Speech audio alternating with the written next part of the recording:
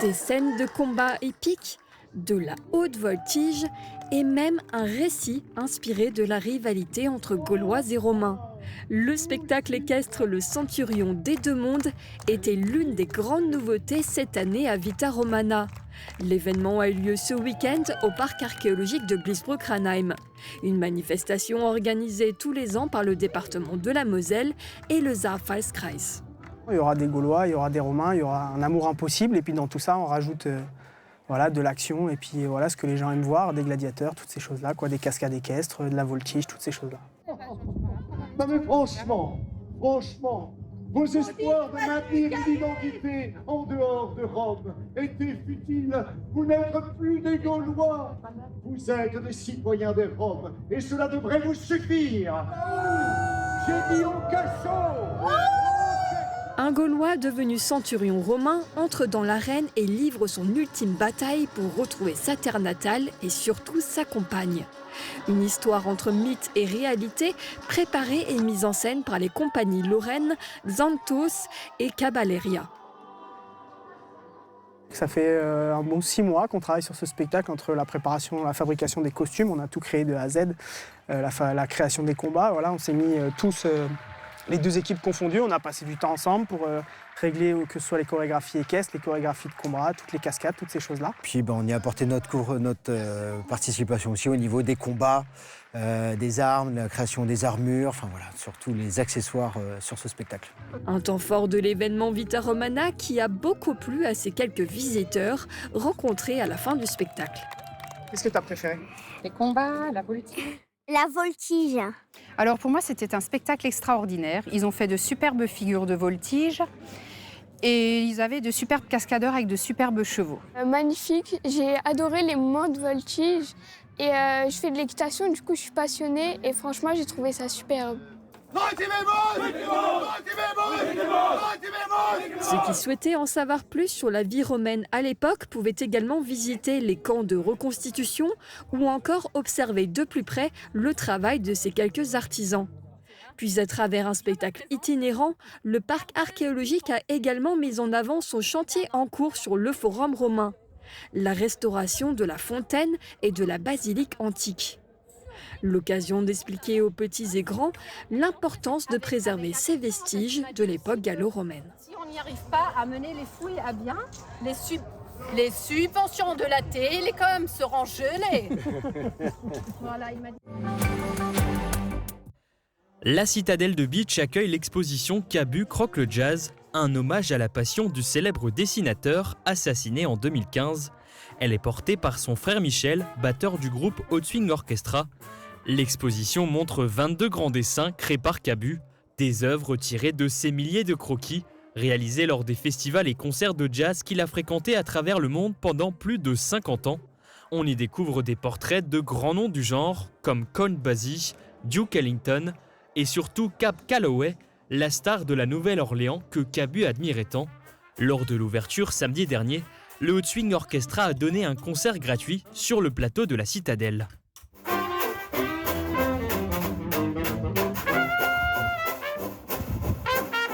Ce cocktail de jazz Dixieland a recréé l'ambiance chaleureuse des clubs parisiens des années 50 dans l'esprit de Saint-Germain-des-Prés. C'est magnifique. L'exposition Cabu croque le jazz est à découvrir jusqu'au 13 août dans la Citadelle de Bitche.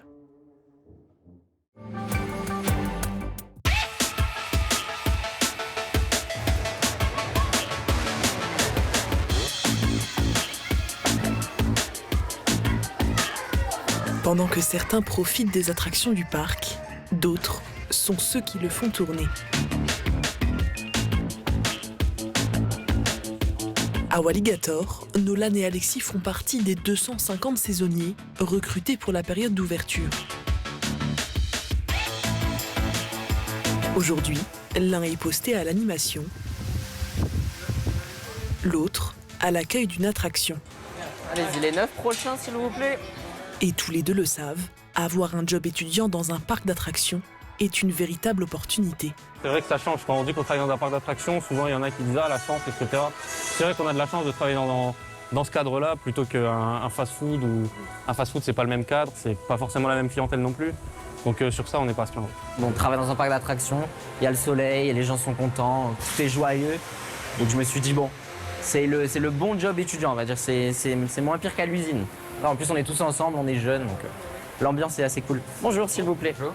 Un job saisonnier qui, en plus de leur rapporter de l'argent de poche, leur fait passer un bel été. Ça m'a créé presque une deuxième famille ici. Donc d'un point de vue social, rencontre, c'est vraiment un plus d'avoir un job étudiant. J'ai maintenant mes meilleurs amis qui sont ici. Donc en dehors du temps qu'on passe et de la rémunération, c'est vraiment un plus d'avoir ce job. C'est le moment de mettre de l'argent un peu de côté pour le futur, pour acheter la voiture, tout ça. Donc, je me suis dit, allons-y. J'avais pas envie de rien faire juste en restant chez moi et à m'abrutir, tout ça sur toutes sortes de réseaux comme ça. Donc je me suis dit, autant aller travailler. On bronze un peu, on profite du soleil. Et en plus, il y a un peu d'argent. C'est magnifique. Et si le parc emploie 25 salariés permanents à l'année, la saison estivale repose presque entièrement sur ces jeunes recrues. Déjà l'accueil du public à l'entrée, les caisses, boutiques, l'entretien des voiries et des sanitaires, ça c'est aussi un secteur très important. La partie attraction, la restauration forcément avec cuisiniers et serveurs. Bon, on a besoin d'eux et voilà, c'est tous les ans, il y a beaucoup d'étudiants qui reviennent et ça, c'est comme ça dans beaucoup de parcs. Un été studieux pour ces jeunes, les pieds dans les montagnes russes. Couverture, crépissage, peinture et isolation. Avec Moder Habitat, votre maison sera belle et confortable par tous les temps. Radio Studio 1, 105.8. Toute l'énergie du 80 pop rock, toute l'info locale et encore plus. À Beach, à Sarreguemines et partout où vous êtes. Radio Studio 1. Super U Rohrbach vous accompagne au quotidien et par tous les temps. Un déménagement en vue, louez nos véhicules jusqu'à 20 mètres cubes. Et pour un coup d'éclat sans orage, direction la station de lavage. La météo avec U, commerçant autrement. Bonjour tout le monde, demain il fera beau dans toute la région. Les températures varieront entre 15 et 33 degrés. Elles seront très chaudes l'après-midi, 5 degrés au-dessus de la normale. Demain, nous fêterons les Clarisses. Il fera jour de 6h18 à 20h54. Passez tous une belle journée. Aujourd'hui, ce n'est pas un jour à faire du jardinage. Ce n'est pas un jour pour bricoler dehors. Ce n'est pas un jour à faire du toboggan ou de la balançoire. Ce n'est pas un jour à aller courir. Non, parce qu'aujourd'hui, c'est un jour de canicule. Alors n'attendons pas de ressentir un mal de tête, des crampes ou de la fatigue. Restons au frais aux heures les plus chaudes et pensons à boire régulièrement de l'eau. Passons tous en mode canicule.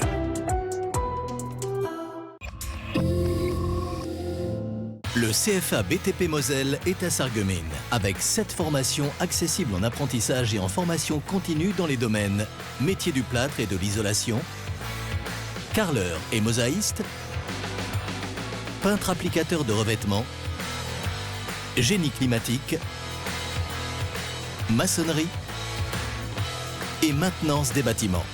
Inscription ouverte toute l'année par téléphone au 03 87 63 71 08. J'ai reçu mes premiers appareils auditifs, mais si mon audition s'aggrave, est-ce que je dois les changer ? Bonjour. La passion de l'audition vous rassure. Les appareils auditifs sont conçus pour s'adapter aux évolutions de votre audition et nous vous suivons tout au long de l'année. Et tous ces services sont compris dans le prix de votre appareillage.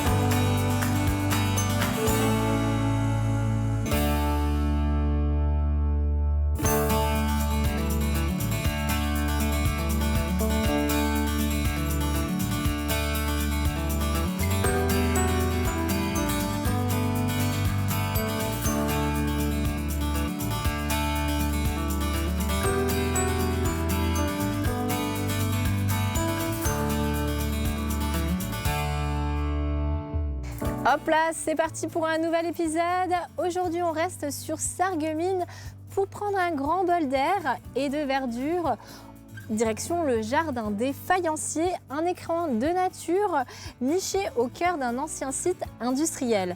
Lors d'un précédent épisode, nous vous avions emmené à la découverte du moulin de la Blise, le musée. Cette fois, c'est l'extérieur qui nous intéresse. Un jardin remarquable installé autour des vestiges du moulin où la nature dialogue avec l'histoire. Suivez-moi dans cette promenade à travers un jardin plein de charme. Mais avant de vous en montrer plus, rejoignons Marie-Morgane à quelques pas de là. Regardons. Chers parents, aujourd'hui j'ai cherché un peu de fraîcheur. Je me suis rendue au glacier Le Bounty, présent à Sarreguemines depuis 1987.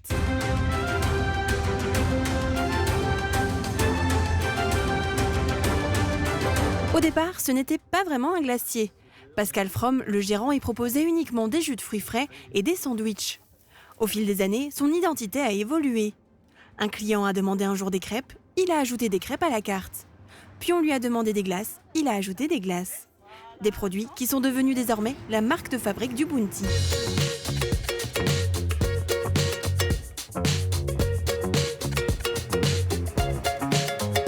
Virginie travaille ici depuis 26 ans. Elle a aussi vu évoluer sa carte et sa clientèle. C'est la 3e génération maintenant des jeunes qui viennent, des jeunes que j'ai servis dans le temps avec leur sac à dos et qui sortaient de l'école. Maintenant, c'est leurs enfants qui viennent et des fois, ils me disent « Oh, tu connais ma mère ?» Donc, c'est vraiment intergénérationnel. En hiver, 4 employés complètent l'équipe. En été, il y a jusqu'à 11 personnes. Moi, ça fait 8 ans que je travaille et je pensais pas rester. C'était un job d'été. Et du coup, maintenant, ça fait 8 ans. Et en fait, c'est le contact avec la clientèle. On s'attache beaucoup aux personnes. Ça devient comme notre famille, quoi. Et voilà. Après, c'est le décor aussi. Le décor qui ne passe pas inaperçu est l'identité de l'établissement. Au départ sur la thématique des tropiques, il a ensuite été dédié aux pirates. Aujourd'hui, c'est l'ère industrielle et steampunk qui fait son apparition.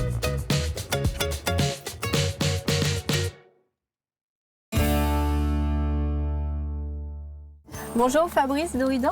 Bonjour. Vous êtes jardinier depuis 15 ans ici au Moulin de la Blise. Oui, tout à fait. Le jardin tire son nom car il a été aménagé sur les friches du site du Moulin de la Blise. Alors en 98, il s'appelait d'abord le Jardin des Ruines. Et après, en 2009, le jardin tel qu'on le connaît aujourd'hui ouvre ses portes. Vous étiez donc là 1 an après l'ouverture. Est-ce que vous pouvez me raconter comment le paysagiste Philippe Niez a conçu ce jardin ? Alors, on va dire son fil rouge, ça a été déjà de respecter le passé faïencier du site. Alors, en fait, il s'est approprié le site. Et par exemple, dans différents jardins, il a pris la faïence qui était présente et il l'a sublimée. Par exemple, dans le sous-bois, qu'on ira voir un peu plus tard, vous avez une mère de testons qu'il a gardée et il a planté une végétation adaptée dessus.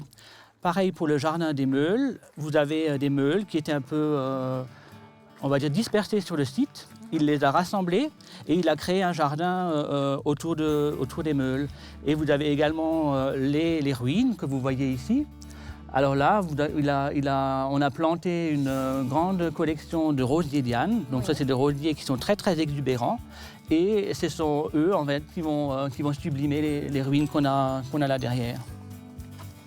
Et vous êtes à combien maintenant à travailler dans ce jardin? Vous n'êtes pas tout seul, je suppose? Non. Alors pendant 15 ans, on a travaillé à 2 sur le site.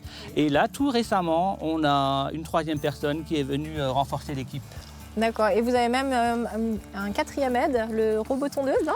Alors tout à fait, oui, on a un petit robot qui tond vraiment parfaitement et qui est vrai nous rend bien service. D'accord. Donc c'est pas évident de gérer une telle surface. Donc vous me l'avez dit avant, c'est 5 hectares sur le site.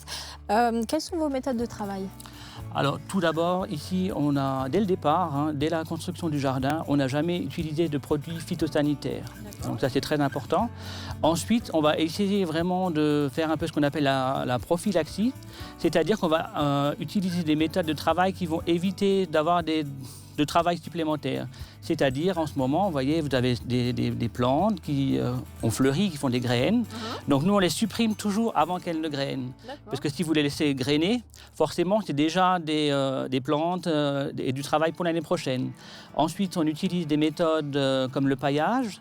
Donc le paillage, ça consiste à mettre une couche de matériaux sur le sol. Et ça va, d'une part, empêcher la levée des mauvaises herbes, des adventices, et en même temps, ça va garder l'eau.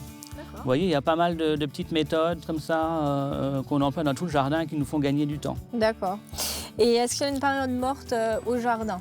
Alors, non, pas du tout. Okay. On va dire que le 1er janvier étant férié, le 2 janvier, ça démarre. Justement, on s'attaque aux monstres qui sont derrière, les rosiers lianes, qui sont vraiment exubérants. Et donc, on commence à tailler les rosiers lianes, puis après, c'est le tour de la glycine. Après, ce sera le tour des chênes. Et puis, comme on a énormément d'arbustes dans le jardin, donc la taille nous prend vraiment beaucoup de temps. D'accord.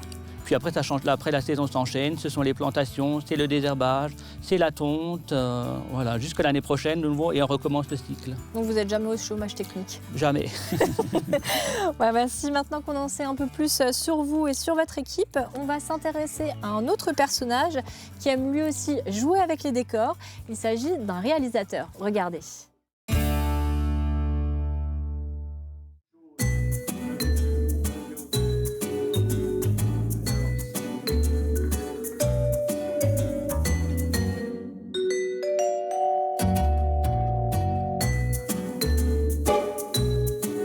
Je suis sargueminois. Je m'intéressais un peu aux histoires criminelles quand j'avais 12-13 ans. Je lisais les Sherlock Holmes, je regardais des séries à la télé et j'avais envie, pas tout de suite de filmer, mais de faire des bandes dessinées. Je ne savais pas dessiner, et alors je me suis dit, je vais prendre une caméra. On m'a prêté, un photographe de la ville m'a prêté une caméra 8 mm et j'ai commencé à tourner, puis ensuite après en Super 8, et mes premières histoires c'était un peu des petites affaires criminelles comme ça que je filmais, où je me mettais en scène, et à un moment donné, j'ai commencé à écrire des histoires beaucoup plus développées, et le premier film qui a eu un peu de succès, qui était présenté en off à Cannes, c'était en 1982, c'était le film L'Épreuve. Il y avait une certaine fierté, et puis aussi, le but, c'était de faire un film de qualité professionnelle. Alors, on en était loin, puisque j'étais moi le réalisateur, je produisais le film, je faisais l'image, etc. J'étais un peu l'homme orchestre. Ce n'est qu'après que j'ai rencontré des professionnels qui m'ont soutenu, qui m'ont aidé, qui m'ont permis, depuis lors, après le film L'Épreuve, de faire des films en qualité professionnelle.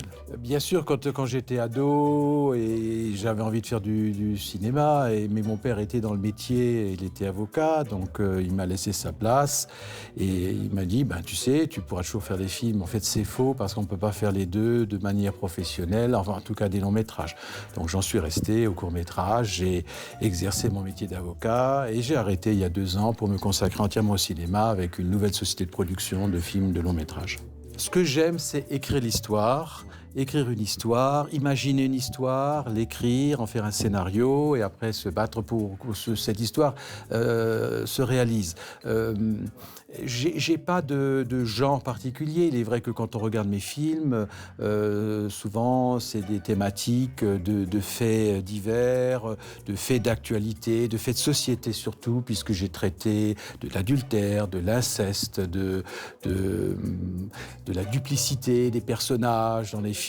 Donc j'ai toujours une espèce de thématique qui est un peu récurrente. Je vais de temps en temps au cinéma, je peux pas dire que je suis cinéphile. J'adore voir des films, je suis un public facile.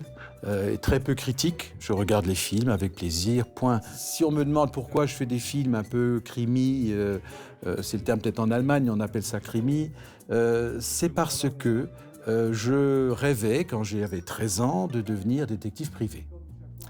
Et j'ai demandé à mes parents de me payer des cours dans une école de détective privé en Belgique, qui s'appelle le CIDEPOL, Centre national d'études policières. Si j'avais mon BEPC, j'ai eu mon BEPC, ils m'ont payé les cours, ça a duré 1 an, c'était des cours par correspondance. Et au bout d'1 an, j'ai eu mon diplôme de détective privé, ma carte de détective privé. Et je crois que le cinéma, et de vouloir reconstituer aussi la vie au cinéma, c'est quelque chose qui, moi, est important, c'est la relation humaine, la relation avec les autres, et puis voir la vie, la nature, les paysages, des choses qu'on, finalement, dans la vie tous les jours, quand on travaille, on s'en rend pas compte, mais maintenant, de plus en plus, évidemment, c'est de profiter des choses et de la vie. Je suis très attaché à une citation de Fellini qui dit « Faire des films, c'est comme faire l'amour. Chaque jour, on ne tourne pas est une journée de perdu. »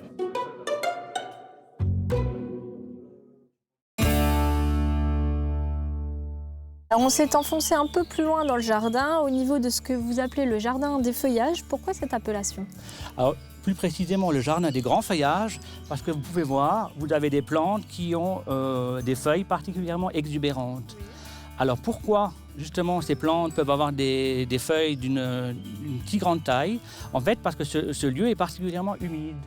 Donc l'eau est un élément dont elles disposent à foison. Donc elles peuvent particulièrement se développer. Et vous voyez, c'est tout l'inverse. Par exemple, quand on va dans le désert, il y a très peu d'eau. Et donc les plantes, elles vont avoir des feuilles de plus en plus petites, un peu comme les cactus. D'accord, ok. Et qu'est-ce qu'on peut retrouver comme autres plantes, fleurs, arbres ici? Alors ici, vous avez plusieurs plantes très intéressantes. Vous avez ce qu'on appelle le Rodgersia. Alors le Rodgersia, c'est ce qui ressemble un peu à, on va dire, une feuille de marronnier avec une texture un peu de cuir et qui a de jolies floraisons, très très vaporeuses. Et vous avez là une plante qui est un petit peu emblématique du jardin. C'est ce qu'on appelle l'alchémie. Alors l'alchémie, c'est une plante magique.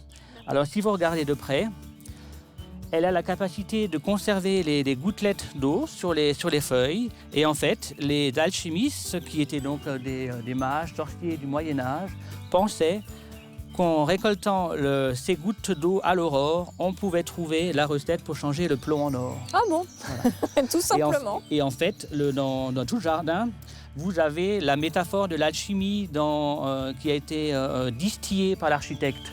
Alors, on n'en a pas un, mais je crois que vous l'avez déjà pris en plan en coupe. Vous avez les lys martagon aussi, qui ont un bulbe en jaune d'or. Et pareil, les alchimistes pensaient aussi que c'était une plante qui avait des propriétés magiques. Alors, un peu plus bas, vous avez des arbres qui sont majestueux. Alors, c'est ce qu'on appelle le cyprès chauve. Alors, pourquoi chauve? Tout simplement parce qu'à l'automne, avant que le feuillage tombe, déjà, ils prennent une jolie couleur un peu rouille. Puis après, il n'y a plus rien sur l'arbre. C'est un des rares conifères avec le mélèze et le ginkgo biloba à perdre ses feuilles. Et après, vous avez un lit de fougères, donc qui est vraiment une mer très très impressionnante. Oui, c'est vraiment très beau, hein. Moi j'adore cet endroit. Alors souvent, on accueille les jeudis pendant la belle saison les scolaires. Et souvent, le premier mot qui spontanément sort de la bouche d'un enfant, c'est la jungle. Oui. Pour eux, vous voyez, c'est un peu la jungle. Et ce qui est intéressant dans ce jardin, d'ailleurs, c'est que vous avez plusieurs ambiances. Et qu'est-ce que vous donneriez comme conseil ou astuce aux jardiniers du dimanche pour entretenir leur jardin chez eux à la maison? Alors déjà, bien proportionner son jardin. C'est-à-dire qu'il faut vraiment, vous voyez, il faut connaître ses limites. Il ne faut pas faire un jardin trop grand. Il ne faut jamais être esclave de son jardin. La première chose, à mon avis, c'est prendre plaisir à ce qu'on fait. Vous voyez, c'est une fois... Et surtout, de tenter des expériences. Rater, c'est absolument pas grave. C'est souvent en faisant des erreurs qu'on apprend. Et puis surtout, une dernière chose, les plantes, c'est des êtres vivants. C'est du végétal, il faut vraiment le respecter. Vous voyez, donc éviter d'utiliser les produits chimiques qui vraiment ne servent à rien et qui endommagent l'environnement. Ok, merci pour ces conseils. Le jardin est tellement beau qu'il est plébiscité par de nombreux photographes pour réaliser les photos de mariage ou de communion. J'ai moi-même fait les photos de communion de ma fille ici. Le rendu est vraiment tip-top. Je n'ai pas posé la question avant, mais est-ce que vous êtes originaire du secteur? Alors moi, j'habite à Remelpin, juste à côté de Sarreguemines. D'accord. Alors, est-ce que vous parlez le Platt? Alors je ne le parle pas vraiment, mais je le comprends un peu. D'accord, donc vous n'avez pas d'expression favorite? Non, en place. D'accord, je vous propose tout de suite d'aller en découvrir une. Regardez. Est-ce que vous arrivez à lire ça à haute voix? Non. Essayez voir. Merluzen, Emolz, Nice Drive, non. Ça s'arrêtera là. Pas du tout, rien du tout. Non. Alors, Merluzen, Emel, Ermele, Nacht Driven Gehen. Alors, ça veut dire la nuit porte conseil? Ça doit être ça. C'est ça, ouais. Merluzen, Nacht Driven Gehen. Ah oui. Et qu'est-ce que ça veut dire? On va laisser passer une nuit. À peu près. On va laisser passer une nuit, oui. Oh, on va laisser... Oui, si. Ah non, ça c'est pas juste. Hein. Ce n'est pas juste. Regarde, il marque... Malheureusement, le nuit... comment c'est déjà? Et la nuit porte conseil, mais c'est pas du tout pour ça. Oui. Non, ça veut dire qu'on laisse passer une nuit pour réfléchir à la décision. C'est la traduction. Non. On va laisser passer une nuit pour réfléchir. C'est ça la traduction. Pardon? La nuit porte conseil, oui. Oui, ça veut dire à peu près la même chose. Merlosen mal Nacht drüber gehen. Ja, ich habe verstanden. Et qu'est-ce que ça veut dire en français? On laisse passer une nuit. Voilà. La nuit porte conseil. Oui, je ne l'aurais pas dit comme ça. Je l'avais en patois dans ma tête. Et c'était ça, la nuit porte conseil. Oui, c'est vrai.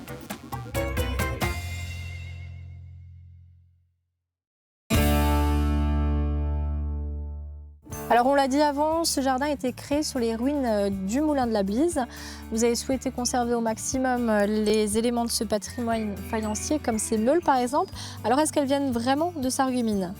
Oui, tout à fait. En fait, ces meules que vous avez là devant vous, elles étaient dispersées sur le site. Et en fait, l'idée de l'architecte, ça a été de les rassembler dans un jardin et de leur rendre hommage. Alors en fait, vous avez aussi la métaphore du feu qui s'exprime là. Vous aviez, alors malheureusement, ils viennent juste de faner, mais ce sont les plantes que vous avez là, qui, il y a encore la semaine dernière, en fait, quand elles fleurissent, ça ressemble un peu à des torches, vous voyez, à des flammes. Et donc, ils voulaient rappeler ceci. Et vous avez également c'est un jardin un peu musical, puisque vous voyez, quand vous marchez sur nos tessons, oui, ça fait de la musique. Un petit son, une petite musique. Et si vous regardez bien la couleur des tessons, ils sont tous dans les tons gris, bruns. Oui. C'est pour rappeler la cendre, vous voyez la cendre que fait le feu. Ah oui. Donc vous voyez, c'est un jardin qui est vraiment... l'architecte a vraiment élaboré son projet de façon vraiment très très précise. Effectivement. Et ce jardin des faïenceries, on l'a dit, c'est un hommage au passé industriel de Sarreguemines. Il en reste de nombreuses traces, pas seulement ici sur le site du Moulin de la Blise, mais aussi au centre-ville. Focus en images sur le passé faïencier de la ville. Regardez.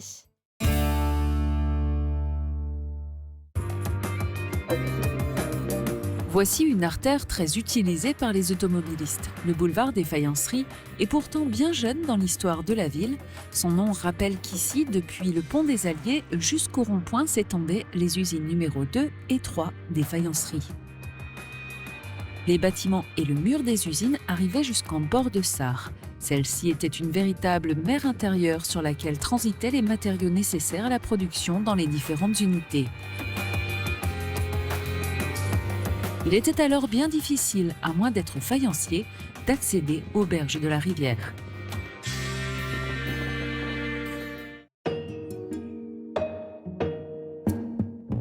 Il est le seul rescapé de la trentaine de fours que possédait la faïencerie de Sarreguemines, construit vers 1860 en même temps que l'usine numéro 3 qui se trouvait là. Chaque cuisson durait entre 60 et 70 heures, nécessitant ainsi 9 tonnes de charbon. C'est un four de type bouteille. Il faut imaginer des enfilades de 3 fours comme celui-ci.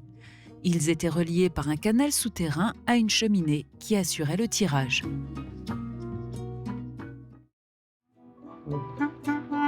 À la fin du XIXe siècle, ce genre de bâtiment était appelé une folie, un petit pavillon voulu par Paul de Geiger, aussi beau qu'inutile. Porte d'entrée pour les ouvriers des faïenceries, le pavillon ne dispose que d'une seule pièce qui a servi de bureau à son propriétaire, mais pas seulement. On raconte que le directeur des faïenceries en a usé pour bien d'autres affaires que son travail. De son balcon, Paul de Geiger pouvait à loisir voir passer les ouvrières et il n'est pas exclu que l'une ou l'autre, qu'il trouva à son goût, ait été invitée à monter.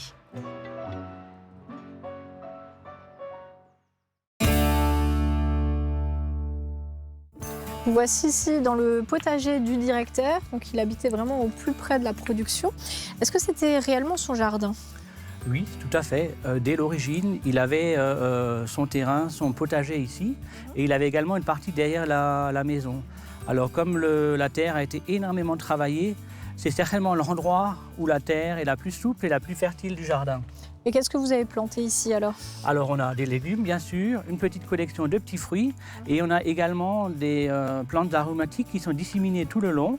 Alors on accueille des scolaires durant la belle saison, donc on a essayé d'avoir vraiment une collection d'aromatiques avec des odeurs un petit peu singulières. Vous voyez celle-ci par exemple, elle a une forte odeur de chewing-gum. Ah oui, il faut la frotter un petit peu entre ses doigts avant. Vous la frottez un petit peu et normalement vous devez... Et un peu plus loin, vous allez voir, on en a une qui sent l'olive. Vous voyez, on a vraiment essayé d'avoir une petite collection de plantes comme ça un petit peu marrantes pour justement faire découvrir les enfants, les faire sentir et les amener un peu à découvrir le jardin. Et ils peuvent déguster aussi? Tout à fait. Alors effectivement, là on a un groseillier, la nature a été généreuse cette année. Ouais. Il est vraiment, regardez voir, il a des branches qui sont recouvertes de fruits. Ah oui. Et alors ça c'est mon péché mignon en plus, je mange ça comme des bonbons. Elles sont vraiment délicieuses. Et en plus elles sont vraiment effectivement bien grosses. Et bien sucrées. Donc, comme nous sommes dans le jardin, c'est l'endroit idéal pour lancer notre rubrique cuisine. On va voir ce que nos deux cuisinières du jour nous ont préparé, regardez.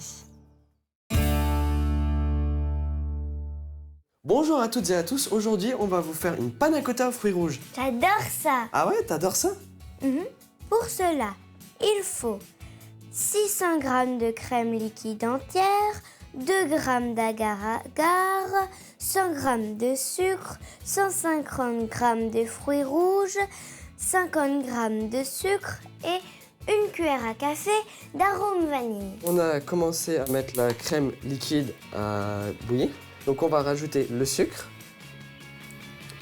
Et ensuite... les 2 g d'agar-agar. 2 g, c'est pas beaucoup. Et ça suffira. Et une cuillère à café d'arôme vanille. Hop. Hop là, c'est bon. C'est bon. On va remuer tout ça. Et on va attendre que ça boue. Quand ça va bouillir, donc on va mettre un chronomètre de 1 minute. Et à partir de là, on va laisser refroidir la crème avant de la mettre dans les ramequins. Donc là, on peut lancer. On dirait du poivre. L'agar-agar. L'agar-agar? Ouais. Donc on va couper. Et voilà. Et donc là, on va laisser refroidir. Parce que si on ne laisse pas la crème refroidir, en fait, elle ne va pas pouvoir figer correctement dans le frigo. Pour faire le coulis, on va mettre d'abord les fruits rouges. Et après, on mettra du coup le sucre. Et on va faire mijoter ça à feu doux. Et à partir de l'ébullition, on va laisser refroidir pour après les mixer et les faire passer dans un tamis pour enlever les pépins. Alors nous avons fini le coulis. Et donc du coup, on va le laisser refroidir pour après qu'on puisse le mixer.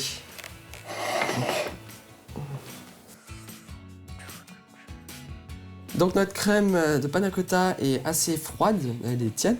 Donc on va remplir nos ramequins. Donc on va les mettre aux 2/3 de la hauteur. Donc, comme ceci. Donc, je te laisse faire les autres.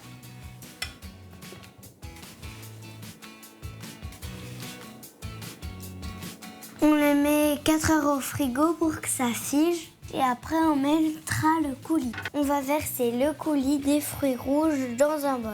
Je te tiens la casserole? Oui, s'il te plaît. Vas-y.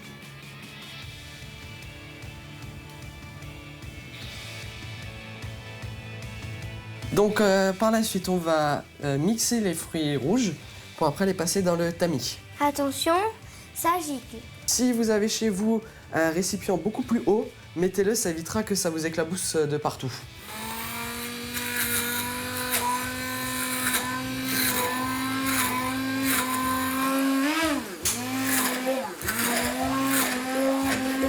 On va tamiser le coulis donc pour enlever tous les pépins. Donc on a un très très beau coulis par la suite. Vas-y, n'hésite pas à appuyer. Normalement, ouais voilà. Ça va venir. Ouais voilà, ça sort. Super.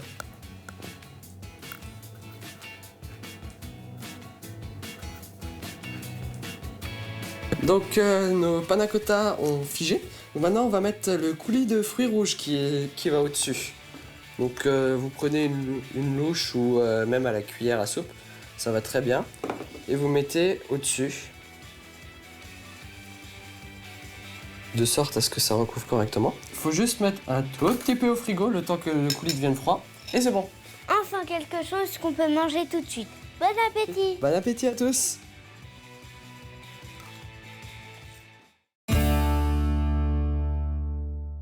Alors nous voici maintenant dans le sous-bois, c'est un endroit un petit peu magique je trouve, et vous vouliez m'en dire quelques mots. Oui, alors en fait ça a été une très très bonne idée de l'architecte. Alors en fait ici, sur le site, 1969, fin de l'activité sur le site. Donc ici c'est devenu une véritable forêt, impénétrable, une véritable jungle. Et en fait l'idée de l'architecte ça a été quoi? Ça a été de garder les plus beaux arbres, ceux qui avaient vraiment un port un petit peu architectural, et de planter à la base une végétation à dominante blanche. Alors au printemps on a une mer de narcisses des poètes et diverses vivaces. Et au tout début de l'été, vous avez une collection d'hydrangeas. Donc vous voyez, c'est des hydrangeas qui font des fleurs blanches. Alors pourquoi le blanc? Alors c'était justement pour rappeler, on va dire, la blancheur du tesson et également pour imiter le halo que fait la lumière en transperçant la cime des arbres. Alors il y a aussi une politique qu'on mène dans ce jardin, c'est qu'on va utiliser les plantes spontanées. Et là vous avez un bon exemple juste à côté de nous. Vous avez cette plante-là qui est donc blanche, la valériane, et qui en même temps est une plante officinale. C'est la valériane officinale, donc une plante qu'on utilise quand on est adulte pour le stress ou pour mieux dormir. D'accord. En tisane alors ou comment? Tout à fait, en tisane. On utilise souvent la racine, mais on peut utiliser également les sommités fleuries et les tiges, mais principalement la racine. Oui. D'accord. Voilà. Et elles rentrent parfaitement dans le cadre du jardin, c'est-à-dire que les plantes spontanées, lorsqu'elles ont un intérêt esthétique, comme c'est le cas là, et doublé en plus d'un intérêt soit médicinal, soit historique, eh ben on va les laisser dans le jardin. Conserver. Ok. Nous accueillons à présent Christiane Eckel. Bonjour. Bonjour. Vous êtes la 6e adjointe en charge, entre autres, du fleurissement et des espaces verts. La ville de Sarreguemines a obtenu une double fleur d'or. Cette distinction est-elle importante pour la ville?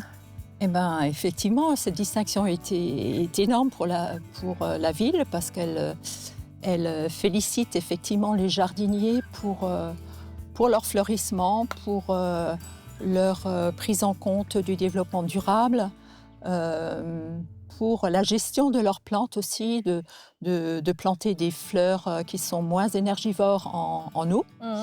Et donc c'est tout sur l'entretien de nos arbres. Sur le jardin aussi, puisqu'ils viennent faire un tour au jardin et c'est ce qui leur plaît énormément. Voilà, donc depuis 2009, nous sommes 4e fleur depuis 2009 et nous avons obtenu en 2018 la 2e fois la fleur d'or. Ce qui est vraiment quelque chose d'exceptionnel. Je crois qu'on est la seule ville dans le Grand Est à l'avoir obtenu. Ah oui, d'accord. Ah oui. Donc c'est une belle gratification. Ah, c'est une très très belle gratification pour la ville. Oui, tout à fait. Et le jardin, quant à lui, est classé jardin remarquable. Il a aussi été sélectionné par Stéphane Bern pour concourir au titre du plus beau monument de France. C'était une fierté pour vous là aussi? Ah bah aussi, c'était une fierté. C'était une belle aventure avec Stéphane Bern. On a bien rigolé. C'est vraiment une personne charmante. Oui. Effectivement, le jardin lui a beaucoup plu. Effectivement, nous étions 9e, en 9e position par rapport au monument préféré des Français. Sur 21, il me semble. Sur 21. Bon, c'est déjà une belle place. très belle place, je dirais même. La ville peut être fière, comme nous sommes fiers de notre beau territoire. Et pour la mettre en lumière, retrouvons notre ambassadrice de charme, Sandrine. Regardez. Hop là, c'est l'heure de jouer et on se retrouve aujourd'hui à Beach sur le marché du mercredi. Alors, je suis en compagnie de, vous m'avez pas donné votre Philippe. Philippe, Du Peanut Burger. enchanté Philippe du Peanut Burger. Alors, j'ai deux petites questions pour vous, ça concerne un petit peu le territoire de Sarreguemines Beach. Cette fois-ci, j'ai ciblé un petit peu plus sur Beach comme on est sur le territoire. Et j'ai une première question. Oui. Alors, je vais vous montrer une photo et je vais vous demander quel est le nom de ce jardin créé à Beach en 2003 au pied de la citadelle. Jardin pour la paix. C'est ça, exactement. Est-ce que vous y êtes déjà allé? Oui, plusieurs fois. Ouais, Ouais. Il est chouette hein, comme Ah ouais, jardin. il y a les repas le vendredi soir. Oui, l'été, c'est vrai. Super c'est sympa, vrai. ouais. Ah, bah, c'est cool. Et j'ai une deuxième question. Oui. Alors, vous qui êtes un petit peu dans la gastronomie, c'est une question qui concerne un aliment, enfin, on va dire. Alors, c'est le Valdi. Oui. Est-ce que ça vous parle? Oui, bien sûr. Alors, c'est une question à choix multiple. Est-ce que c'est une forêt de très petite surface, une plante sauvage ou un chien de grande taille? Plante sauvage. C'est une plante sauvage. Elle est aussi appelée Waldmeister, du coup le nom en entier, connais bien. ou aspirule odorante. Et puis bon, en général, c'est une plante qu'on infuse. Oui, je connais. On va Et pas qui dire se boit. pourquoi, mais qui se boit. Très frais l'été, Ouais, c'est ouais, très voilà, bien. voilà. J'avais une autre question à Oui. vous poser. Est-ce que vous habitez déjà sur le territoire? Oui, Pierre d'Archin. Ouais. Ouais. Et du coup, est-ce qu'il y a des activités que vous aimez faire sur notre secteur? Alors moi, ce que j'aime bien, c'est faire une balade le dimanche au l'étang de Felfourt. Hein. Ok. Une balade ou VTT avec les enfants. Ok. Voilà, c'est des trucs quotidiens. Et puis au jardin pour la paix, on y va pour les glaces. Elles sont très bonnes. Ouais, c'est ça, Ouais, ouais. super. Et puis, bon là, on en profite. Derrière nous, il y a un super camion. Où c'est qu'on pourra vous retrouver prochainement? Alors, je suis au marché de Beach mercredi, le jeudi à Sarralbe et le vendredi à Sarreguemines. Ok. Et Voilà. ben, on vous souhaite bon courage. Et Merci. puis, j'espère vous recroiser sur la route. Merci beaucoup. Et puis, merci à vous d'avoir partagé ce moment avec nous. J'espère que vous avez apprécié. Et puis, on se dit à la semaine prochaine. Bye bye. Alors, dans ce jardin, de nombreuses animations sont organisées tout au long de l'année. Pouvez-vous m'en citer quelques-unes? Oui, effectivement, de nombreuses animations sont organisées au niveau du jardin. Donc, celui que les gens connaissent le plus, c'est le 3e dimanche du mois d'avril. C'est le marché aux plantes et aux pots. Oui, effectivement, moi j'y suis tous les ans. Voilà, je pense que c'est celui qui est le plus connu C'est le au niveau rendez-vous du jardin. incontournable. Incontournable de l'année. Mais tout le restant de l'année, il y a d'autres animations, par exemple des épreuves sportives. Le premier week-end du mois de septembre, il y a un tir à l'arc dans le jardin. D'accord. Il y a quelque chose d'inhabituel, mais Oui. qui fonctionne bien et ça draine aussi pas mal de monde curieux par ce sport qui n'est pas tellement qu'on n'a pas l'habitude de voir dans la nature. Il y a les rendez-vous du jardin aussi, le rendez-vous national le rendez-vous national des jardins qui a lieu le premier dimanche de juin. D'accord. Et toute l'année, il y a les rendez-vous avec le jardinier quand il fait ses visites. C'est le troisième dimanche aussi du mois. Donc ils peuvent suivre Fabrice le jardinier qui leur explique les plantes, qui leur fait goûter les plantes, qui leur dit à quoi servent les plantes. C'est vraiment très intéressant et les gens peuvent lui poser des questions par rapport à des plantations, par rapport à différentes choses, comment on entretient telle plante. Voilà. D'accord. Et pour les scolaires, est-ce qu'il y a des choses de spécifiques d'organiser? Pour les scolaires aussi, dans différents moments de l'année, il y a des choses qui sont organisées, des visites du jardin aussi pour les petits. Il y a aussi des ateliers qui sont faits, qui sont organisés pour les scolaires, différentes formes d'ateliers, de création, de choses, de coloriage, de découverte. D'accord, bon, c'est un beau programme en tout cas. Vous l'avez cité avant, il y a un concours de tir à l'arc qui est organisé chaque année dans le jardin. C'est un sport de précision qui demande rigueur et concentration. Voyons ce que Tristan nous prépare de son côté. Regardez.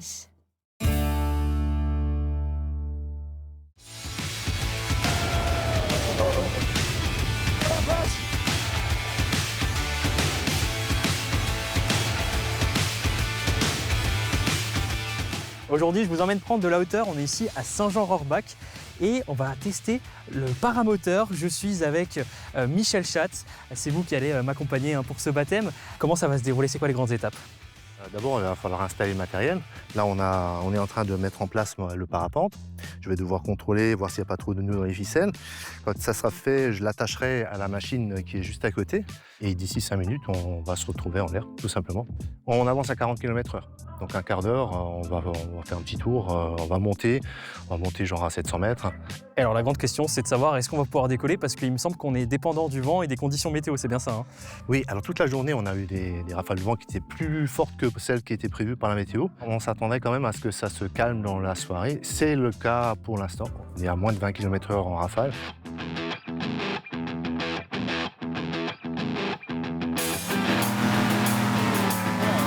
Oh la vache, on s'attend pas à ce que ça aille aussi vite, hein.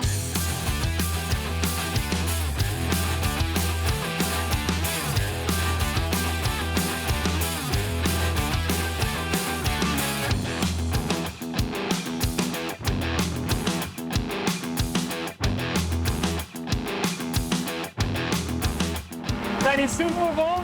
Ah, on est bien, ouais, super, ça rafraîchit bien. Hein. J'ai trouvé la solution pour avoir moins chaud cet été. Hein. Et en fait, ça permet de profiter de la vue, on se rend compte un peu de la diversité des paysages, de ce qu'on peut avoir, des forêts, des points d'eau, des villages.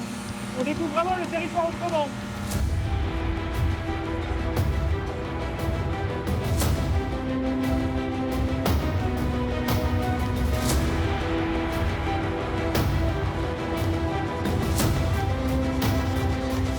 Voilà, là maintenant on est en mode parapente. On descend pas vite, on descend à peu près 1 mètre par seconde. Est-ce que tu aimes bien les manèges, toi?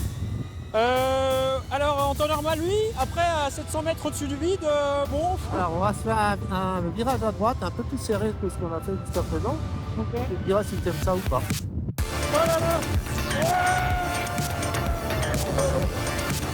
J'ai l'impression d'être dans un grand 8.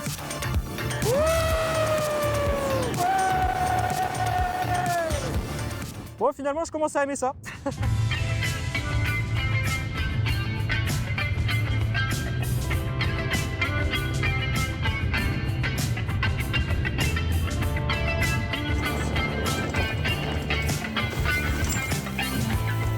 Et si vous aussi vous souhaitez vous essayer au vol en paramoteur, eh bien vous pouvez retrouver toutes les infos pratiques sur le site de Moselle.com. Vous aurez remarqué, hein, c'est un petit clin d'œil au nom du département. Quant à moi, je vous laisse, je vais aller reprendre mes esprits.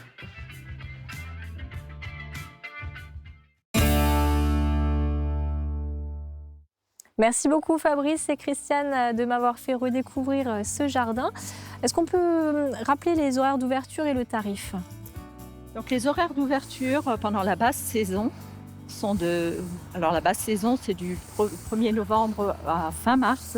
Le site est ouvert de 10h à midi et de 14h à 18h.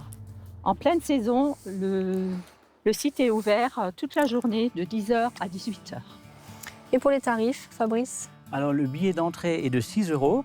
Donc il comprend la visite du musée des techniques faïencières et la visite du jardin des faïenciers.